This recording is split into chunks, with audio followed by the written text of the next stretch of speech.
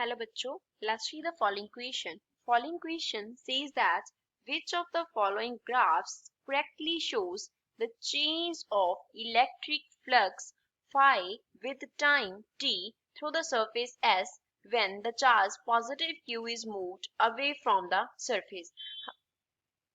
हमारे पास एक सरफेस है S जिससे हम पॉजिटिव Q चार्ज को दूर लेके जा रहे हैं, तो इलेक्ट्रिक फ्लक्स का वेरिएशन कैसे होगा। ए फिगर में हमें स्ट्रेट लाइन इंक्रीजिंग ग्राफ दिया है फ्लक्स का टाइम के साथ। बी फिगर में हमें फ्लक्स फाई का वैल्यू कांस्टेंट दिया है विद टाइम। सी फिगर में हमें डिक्रीजिंग वैल्यू दिया है फ्लक्स का विद टाइम। और डी फिगर में क्या है कि पहले फ्लक्स इंक्रीज करेगा देन वो कांस्टेंट हो जाएगा with time.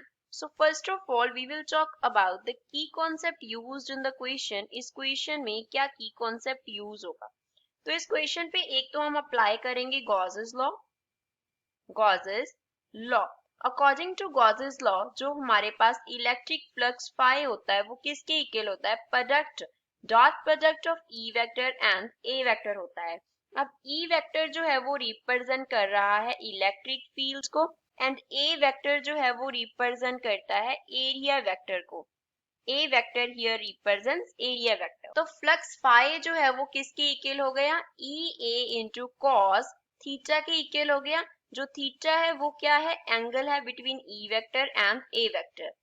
Angle between E vector and A vector. Charge की अगर हम स्ट्रेंथ की बात करें, दूसरा कॉन्सेप्ट चार्ज के नियर इलेक्ट्रिक फील्ड का स्ट्रेंथ की अगर हम बात करें तो वो ज्यादा होता है। इलेक्ट्रिक फील्ड का स्ट्रेंथ जो है वो क्या होता है, ज्यादा होता है, मोर। अगर हम चार्ज से दूर देखेंगे, फार अवे प्लेस पे देखेंगे, तो इलेक्ट्रिक फील्ड ई वेक्टर का अगर हम स्ट्रेंथ की बात करें तो वो क्या होगा, लेस होगा। ई वेक्टर का स्ट्रेंथ लेस होगा। अब हमें ऐसे क्या दिया है, सरफेस एस दिया है और यहाँ पे हमारे पास सरफेस एस के नियर एक चार्ज पड़ा है, यहाँ पे प्लस क्यू। अब प्लस क्यू को दूर लेके जा रहे हैं। अगर हम चार्ज को दूर लेके जा रहे हैं तो बेसिकली सरफेस चार्ज से क्या हो गया, दूर हो गया। तो ई वेक्टर का जो वैल्यू है, स्ट्रेंथ है, तो यहाँ पे हम क्या कर लेते हैं, इसका मैग्नीट्यूड कंसिडर करते हैं। यहाँ पे भी क्या है, मैग्नीट्यूड है। तो इसका जो वैल्यू है, इसका जो मैग्नीट्यूड है वो क्या हो गया, डिक्रीज।